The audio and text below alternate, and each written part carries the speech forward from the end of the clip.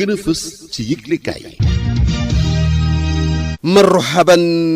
Khalifa Ababacar Sall mu ngi woy bi tey ne dang ci xëtu yéenekaay yi suñu naatango yi laas ñu ngi xam ne porte-parole xalif général Tijaan yi di Abdoul Aziz Sy Al Amine daal na taxaw ngir wàllu si kii di Khalifa Ababacar Sall ndaxte buñ sukkandiku ci yéenekaay laas moom Serigne Abdoul Aziz Sy Al Amine daal na xam ne intervenir na ci mbirum Khalifa Ababacar Sall ndaxte sakku na ci njiitu réew Sénégal Macky Sall ngir ñu xool nu ñuy arrangé mbir mi ci lu tax mu daal di ci jàpp ngir Khalifa Ababacar Sall mën a génn ci biir prison bi moom Abdoul Aziz Sy Al Amine bu ñu sukkandikoo ci yéenekaay L'Observateur daal dina xam le ne yëkkati na téléphone am woo njiitu réew bu Sénégal Macky Sall ni kii barki démb ngir mu mën a libéré kii di Khalifa Ababacar Sall waaye porte-parole xalif général Tidiane yi yemu ci déedéet ndaxte ci biir yéenekaay groupe Futurs Médias mu ngi cee gën a xuus di xam le ne Khalifa Ababacar Sall di maire bu Ndakaaru def na ay njumte yu bëri maanaam Khalifa Ababacar Sall a commis trop d'erreurs waaye jàpp na ne yooyu la njumte maire bu Ndakaaru ñenn yëbbewuñ ko ñu dul ay jegeñaaleem di ay collaborateur am Abdoul Aziz Sy Al Amine ci biir yéenekaay groupe Futurs Médias ba tey daal na naqarlu itam doxalinu njiitu réew bu Sénégal Macky Sall kay ndaxte porte-parole xalif général Tijani baatam ci kaw daal na xam le ne njiitu réew bu Sénégal Macky Sall benn problème rek la am mooy boo ko soxlaa ngir nga mën ko jot diñ ci daj ay jafe-jafe yu métti yéenekaay Le Quotidien moom ay pexe yi nga xamante ne défense ba fas nañ ko lal ngir xeexal seen boobule client di Khalifa Ababacar Sall ci lay adduwa mu daal di ci taamu avocate Aïssata Tall Sall mi mu jàpp ne bëgg-bëggam lenn rek la mooy fexe ba génne Khalifa Ababacar Sall ci biir kaso bi ba tax suñu naataango yi ne moom Aïssata Tall Sall daat na xalli aw xàll wu mu war a jaar ngir mën a génne boobule client am ci biir rëbës lu ni mel ni ki démb ci altine gi la ko doon xamle ginnaaw bu mu seetee Khalifa Ababacar Sall foofule ci rëbës suñu naataango yéenekaay Le Quotidien ne moom maître Aïssata Tall Sall ñaari mbébétu jàmp la amee fu mu toll nii bu njëkk bi mooy fexe ba niilal tuuma yu ñu yëkkati teg ko ci loosu Khalifa Ababacar Sall bokk na ci wàllum détournement de deniers publics ñaareel ba mooy saisir cour de la CEDEAO moom maître Aïssata Tall Sall ba tey bu ñu sukkandikoo ci yéenekaay La Tribune nee na Khalifa Ababacar Sall ginnaaw bu mu jàkkaarloo ko moom ñu weccoo ay xalaat lu mu ko wax convaincre na ko bu baax a baax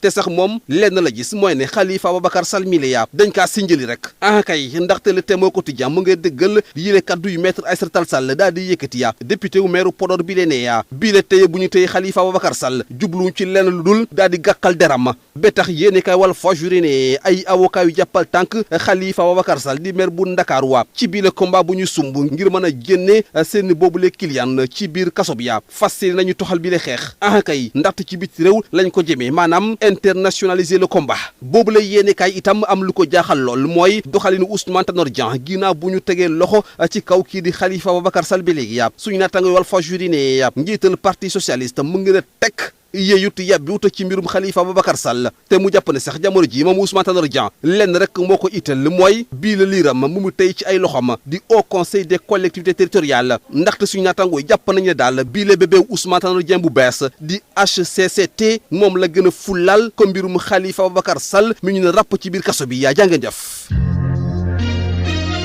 La revue de presse sur Afia FM. Bonjour, les quotidiens toujours intéressés par l'affaire Khalifa Ababacar Sall. Le journal LAS annonce que le porte-parole du khalife général des Tijanes a intercédé en faveur de Khalifa Ababacar Sall auprès du président de la République. Al Amine en a fait la révélation lundi en recevant un chef d'entreprise soutien du président de la République. À ce dernier, Serigne Abdoul Aziz Sy Al Amine a confié être personnellement intervenu auprès de Macky Sall pour lui demander de faire preuve de mansuétude à l'endroit de Khalifa Ababacar Sall, rapporte l'AS. J'ai appelé Macky Sall avant-hier pour qu'il le libère, dit-il de manière plus explicite dans des propos rapportés par le quotidien L'Observateur qui se fait l'écho de confidences du Marabout. Khalifa Ababacar Sall a commis trop d'erreurs. Khalifa Sall a été poussé à la faute par certains de ses collaborateurs, estime par ailleurs Al Amine. Serigne Abdoul Aziz Sy confie en outre à L'Observateur au sujet du chef de l'État cette fois-ci, j'ai dit au président que son seul problème,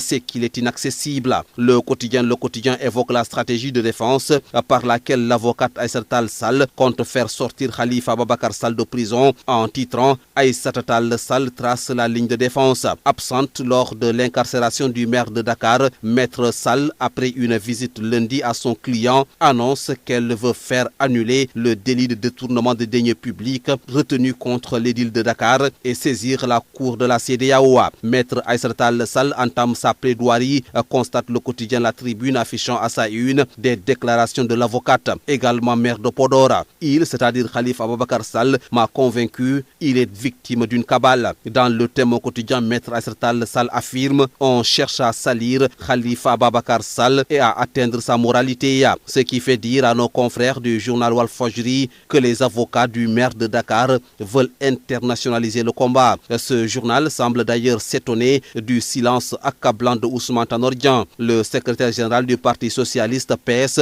plus préoccupé par son bébé, le Haut Conseil des collectivités territoriales, que par son camarade de parti qui croupit en prison depuis maintenant une semaine. Bonne et agréable lecture à toutes et à tous.